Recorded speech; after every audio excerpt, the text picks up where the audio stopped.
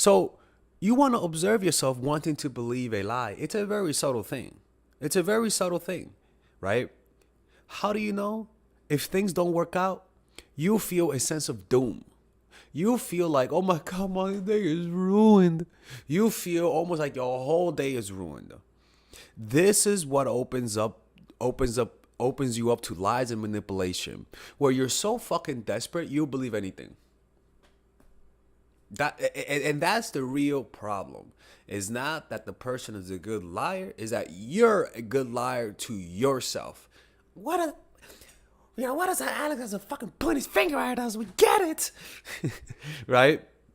So observe yourself lying to yourself. And the way you know that is because when you meet this person, you want this to happen so badly. When you do that, you're just opening up yourself. It's like having a bad immune system. If your immune system is bad, you could rest assured that you're going to get sick. If your immune system is this shitty because you just want things to happen so badly, you're going to, most likely you've already believed a lie. Right? It's almost like when you meet someone and you don't know what, let's just say God forbid something bad happens, the earth is destroyed and there's only a few people left to survive. You meet someone and they're the only person in the world. You have no choice but to trust them, right? It's the same thing. Is that you're so desperate for this to happen. You have this mental projection about how this will make you happy that you don't care if he or she's lying to you. You just want it to happen. Right? And that's where the self-deception comes in. So what you have to do is the next thing is lower expectations. You have to assume that things will not work out the way you want them to. You have to assume that, because when you got to realize is that what creates the anxiety is the potential good future that being with this person will be. And that anxiety triggers needy and desperate behavior that pushes them away and that causes you to not be able to discern truth from fact, lies from truth, right? So the way to do that is from the start. When you meet somebody, lower expectations. Say to yourself, it's not going to work out. Say to yourself, this person will leave after today, because especially when you start getting some confirmation, when you meet the person and you're noticing that this person likes you, you start getting excited. And when your emotions become inflamed, you begin to, like I always say, you see the world through a squinted gaze of a fog of emotion. It's just a no-pick screen of emotion that causes you to not be able to see the maneuver that people are trying to get at you. So you lower those expectations, right? By lowering those expectations, you lie to yourself less, because, and I say this, do this in the beginning, because it's better to do it in the beginning, right? Because you're not as emotionally invested, and you're gonna feel that pull, because it's a quick pull. It's like a whirlpool, where if you're far, you're not gonna get in the whirlpool. But there's a certain point that if you just touch the whirling, all of a sudden you're gonna go in instantly. It's like you're slow, but once you feel that force of the whirlpool, you're instantly in. It's the same thing. It's like, you know, you don't know the person. Okay. Oh my God, I like this person. Oh my God, that's it. Like it's like instantaneous, and you want to stop it from the start, right? So that's one thing. Lower expectations. Notice yourself lying to yourself. Okay. The next important thing is stop telling yourself what you see. You want to learn to observe people without thinking and interpretation. So what you want to do is develop a mindfulness practice. And this part of the video is something that I repeat a lot in my videos. I hope you have not forgotten to notice your breath, right? And the reason why you forget to notice your breath, honestly, is because you're talking to yourself. A lot of the times when you're listening to me, you're telling yourself what you think about what I'm saying. Why I say to notice the breath is because you have two choices. You either feel the hand and listen to me and take everything in, or you listen to your thoughts and listen to what I'm saying, and you only take half in because you're listening to your thoughts, right? It's almost like if you're watching a movie, but you're watching if you're watching a movie but thinking about what you're going to do tomorrow, you're not really watching it, because your mind will absorb more of your attention than reality. So you're talking to someone and you're saying how awesome this person is, or how sexy this person is, or how great this future would be. You're not really paying attention. And people will send you signs of deception. It slips out. It's not easy to continually lie. It's not easy. But, and the way you know that is, we're going to talk about other ways. But first of all, you get a sense from this person. Something's off. And the only way for you to actually sense it is to become more present. Feel the hand. Observe your reaction. Notice your breath. Take everything away from your thoughts. Don't think when you're listening to people. In fact, try this. When you're listening to me, listen to me in anticipation of what I'm about to say next. Don't assume you're going to know what I'm about to say. Just notice what I'm about to say next, right? Almost as though you're waiting. Just wait for the next word, right? And you'll notice your attention becomes more, you listen more, right? Or even better, wait for the next thing that I'm about to say, and just wait for the next movement. I move here, now wait for the next thing that I'm gonna do. Don't anticipate what I'm gonna do. Just wait. Okay, wait for the next thing. Now wait for the next thing. Wait for the next thing. Now wait for the next thing. You're not anticipating. You're at the razor edges. What's next? You're like a spider sensing the vibration of its web. You're just waiting. You're not anticipating. You're not expecting what I'm about to say. You wait. So for example, it's like, I know that if I look this way, there's a wall. That's one thing. But if I look this way and I just don't expect the wall, even though I know the wall is there, but I just don't expect it. Oh, wall. I look without expecting the wall, and I'm like, oh, it's the wall. It's the same thing. So when you're listening to people, don't listen through just like listening. Listen at the razor edges. What are they going to say next? And what you'll notice is that you'll start seeing even subtler things, where you'll notice what I'm saying, but you'll start noticing little twitches, just little movements you just wouldn't expect.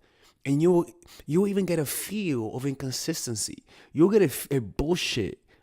You'll notice when someone's lying to you because it just doesn't feel right. As long as you remain present, notice the breath, feel the body, feel the hand, notice the environment. Wait in anticipation of about what's gonna happen the next second, and then the next second, and the next second.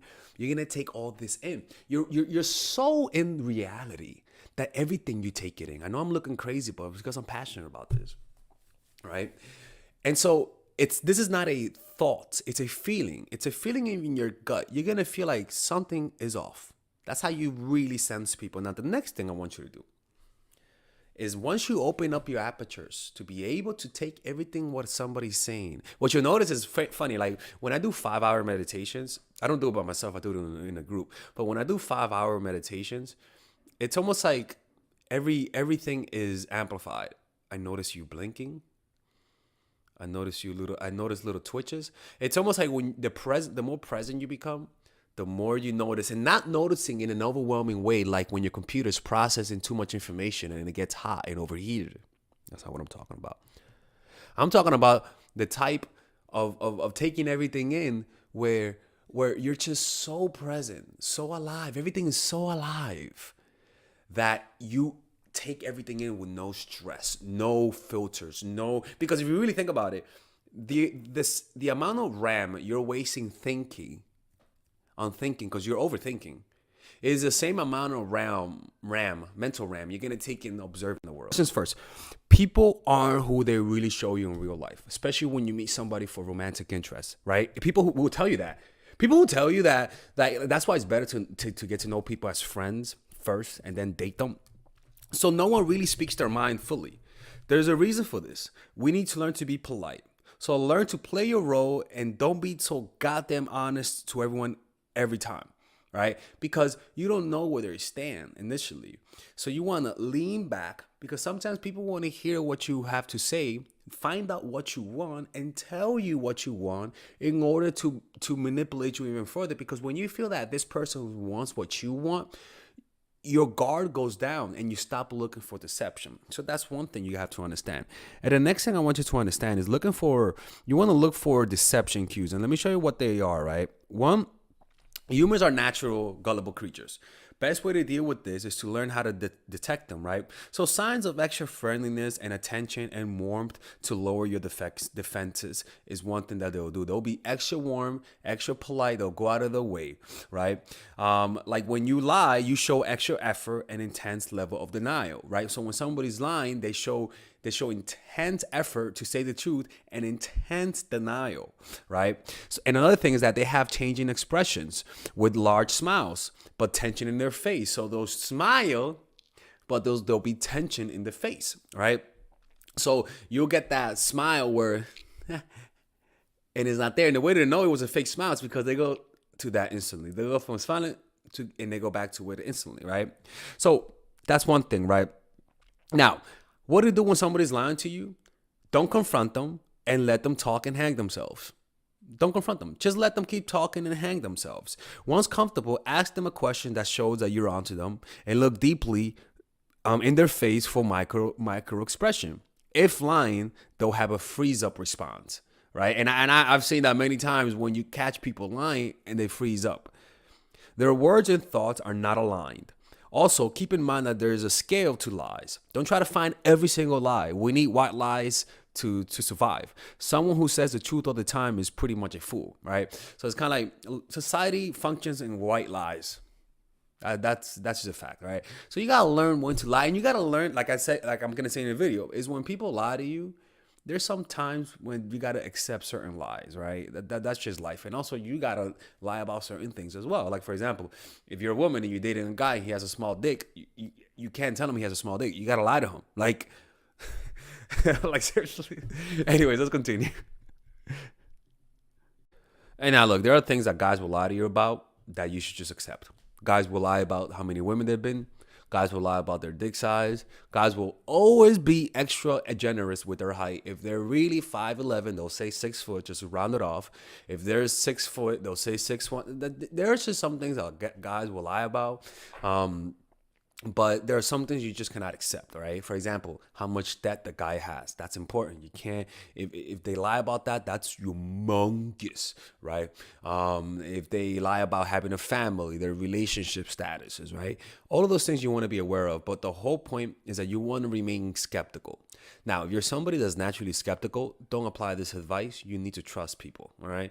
But this is more towards people who are just nice girls who believe everything people tell them because they're good people. They wouldn't expect somebody, they don't lie, and so they wouldn't expect somebody to lie as well. So this is more for people who are just nice people and who have more of like an idealistic perspective. Because look, I don't know if you guys know this about me, but I used to be an idealist, right? Like I used to think that everyone was good. I used to think that nobody was evil, right? It was only few people that were evil. And so I don't come about it from that someone who's naturally mean, right? But the thing is that it's true. People are slippery. The masks, people wear masks, and it's on you to believe that mask. It's not hard to tell when they're lying, right? Look, one of the ways to tell if somebody's lying is just if they look too perfect, right? And if they support the right causes consistently. Anybody that's supporting causes that are socially acceptable, and it's almost like they follow it to a T. It's almost like there's no deviation, there's no controversy. It's all hit. This person follows the line, or better yet, like, yeah, that's one thing. Politics, following the line, appearing too perfect is a big one, right? Anytime somebody looks too perfect, you got to realize that there's something behind. Anytime somebody looks too happy on the outside, a lot of the times it's because they're deeply depressed, right? Like anytime somebody is always showing photos with them and their friends, it's because deep down they still feel lonely. You could look for the opposite of what a person is by just looking at the extreme that they portray on the outside, not things that are natural, right? Like, for example, if the person's rich and they don't go too far to show that they're rich, right? That's not a bad thing. But if a person is rich and is going the extra mile to show how rich they are, you could always assume that this person has an inferiority complex. All right, ladies and gentlemen, if you guys ever want to learn how to use your feminine energy to influence people, learn how to use your masculine energy to become more assertive, and also learn how to blend both energies to improve your dating life, your spiritual life, honestly, your relationship life, your family life, your career life. This is the course for you. If I had to make a course for my nieces, I have two nieces. One is 8, 19, and one is 14, 15. 16. Holy shit. Oh my God, he's a bad fucking uncle. He's a bad uncle. Get him. Shut up, Melissa. You should get this course, right? And this is the course that I will make for them. So, for example, watch the curriculum, right? In the first week, we're going to be showing you how to establish a strong masculine foundation without letting it hurt your feminine energy. This masculine foundation is a source of who you are, right? It's your bodyguard. Without this, whatever feminine energy you create will be destroyed by the outside, because your masculine is your shield. So we'll talk about goal setting. We'll talk about how to develop a serious attitude. We're gonna be talking about how to use more logic, how to use more goal-oriented behavior. It's more how to be a man, Now the next one is how to embrace the feminine energy, right? This one will teach you about how to minimize excessive masculine traits, developing self-awareness, healing abundant feminine energy, regulating your emotion, mastering voice qualities and facial expressions, surrendering control, and allowing pain to be felt. This is honestly, this will supercharge, like Kaioken, your masculine energy. After that, we have femininity in the workplace, and how to be feminine in the workplace without letting people take advantage of you, and the nuances of how women on power should behave versus women who are subordinates in the workplace, and even the dress code. This is based on psychology, people. It's kind of insane. I'm actually excited about this one. The next week, we talk about navigating the labyrinth of male and female friendship, and this a lot of women find confusing, so we talk about that. And how to identify envious friends, how to identify the good friends, how to keep male friends, and how to keep female friends. Week 5, we talk about how to release the burden of the past and stop and destroy mental projections. This is actually really powerful. And then week 6, we talk about how to increase your observational power so that you could read people better. And we have a bunch of bonuses. The course starts at $99, and you guys can pre-order the course today at $69 before it goes out. If you're watching this, most likely I'm in the meditation retreat, so I will be praying for all of you guys. And just click on the description down below of the video. Right there, you'll see it, and you could pre-order that course. It's gonna be out by the end of next month or the beginning of February of March. One of the two, people, because I have a 10-day retreat to do, and I want to finish the course after the retreat, because I think the ideas are gonna be so much better. All right, man. I'll see you guys later. Pre-order, man. I'm closing the channel.